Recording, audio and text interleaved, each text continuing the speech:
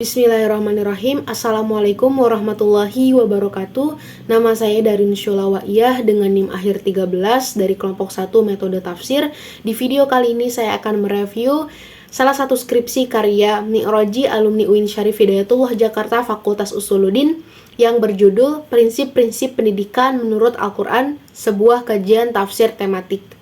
Jadi skripsi ini jika dalam metode penafsiran Al-Quran dia memakai metode maudu'i, metode menghimpun ayat-ayat terkait tema-tema tertentu gitu. Jadi dimulai dari pendahuluan, penulis ini memaparkan pentingnya pendidikan. Jadi pendidikan ini dikatakan sebagai penentu kemajuan suatu bangsa. Masalah pendidikan ini adalah faktor yang sangat penting gitu untuk pembangunan manusia atau masyarakat seutuhnya gitu. Pendidikan juga merupakan tantangan yang akan selalu dihadapi oleh setiap negara yang berkembang, negara yang terbelakang, dan itu selalu up to date gitu. Oleh karena itu, pendidikan ini memiliki peranan yang amat penting untuk pembangunan sumber daya manusia yang berkualitas yang ditandai dengan adanya peningkatan kecerdasan, pengetahuan, dan keterampilan. Maka pendidikan adalah sebuah langkah strategis untuk meningkatkan kualitas kehidupan manusia. Namun fakta menunjukkan bahwa ada masalah yang cukup penting untuk diperhatikan terkait pendidikan ini, yaitu masalah dikotomi ilmu pengetahuan. Apa itu dikotomi ilmu pengetahuan? Pemisahan antara ilmu umum sama ilmu agama, pemisahan antara wahyu dengan akal, pemisahan antara wahyu dengan alam. Bagaimana adanya sebuah sekat antara ilmu agama sama ilmu umum yang tidak bisa disatukan. Itu yang disebut dengan dikotomi. Dengan adanya dikotomi ilmu pengetahuan ini gitu ya, maka muncul pandangan yang berbeda dalam melihat kehidupan dunia dan kehidupan akhirat.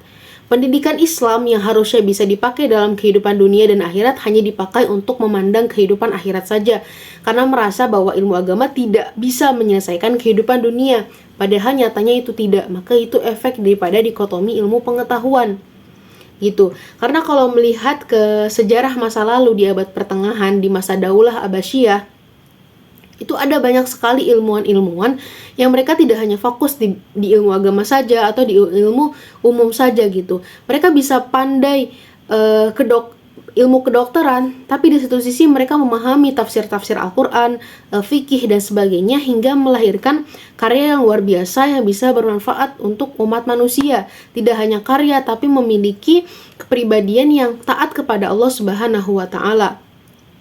Itu sangat jauh berbeda gitu ya dengan pandangan dikotomi ilmu pengetahuan ini, karena memang Islam itu tidak pernah membedakan antara ilmu agama sama ilmu umum gitu. Ketika seseorang hanya mempelajari ilmu agama saja misalnya, ia hanya akan menjadi seseorang yang alim ketika berada di masjid, tapi ketika ada di masyarakat luar, dia menjadi pribadi yang tidak bermoral, tidak memiliki kepedulian sosial terhadap yang lainnya gitu, atau sederhananya tidak memiliki kepribadian yang utuh sebagaimana manusia.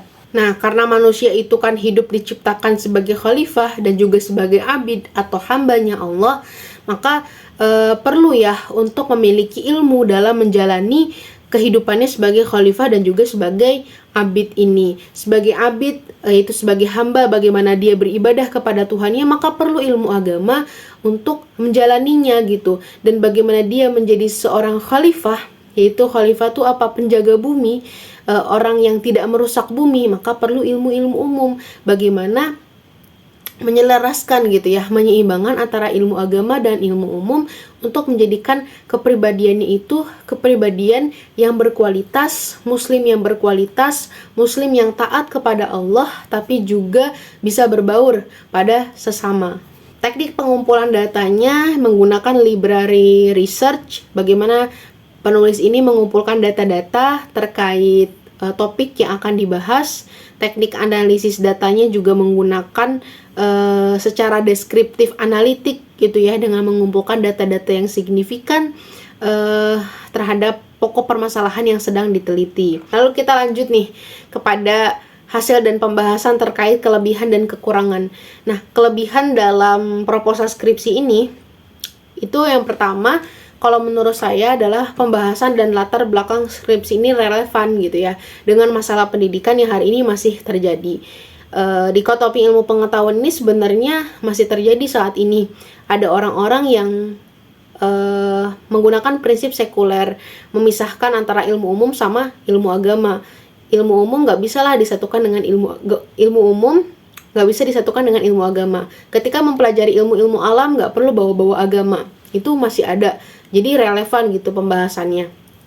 Nah, yang kedua, jenis penelitiannya ini sudah sesuai, yaitu studi kepustakaan atau library research, teknik analisis datanya juga metode tafsir maudhu'i. Nah, daftar pustakanya juga sudah sesuai gitu ya dengan topik pembahasan. Tapi namanya skripsi masih memiliki kekurangan. Yang pertama, dari segi latar belakang di pendahuluannya itu terletak pada mungkin kurangnya fakta gitu ya yang dipaparkan oleh penulis terkait ada kalimat bagaimana pendidikan itu bisa mengatasi masalah kemiskinan. Itu mungkin bisa ditambahkan fakta gitu ya. Dari bagaimana sih pendidikan itu bisa mengatasi masalah kemiskinan di suatu bangsa gitu. Jadi dipaparkanlah fakta 1 atau 2 gitu untuk menguatkanlah teori itu.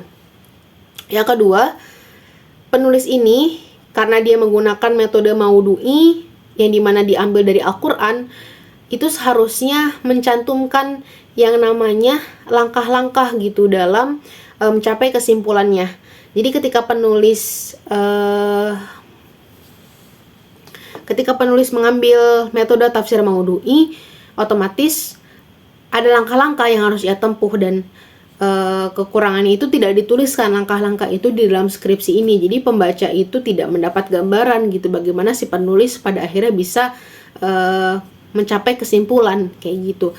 Jadi kurang dituliskan terkait langkah-langkahnya. Mungkin cukup sekian review skripsi dari saya. Kurang lebihnya mohon maaf. Wassalamualaikum warahmatullahi wabarakatuh.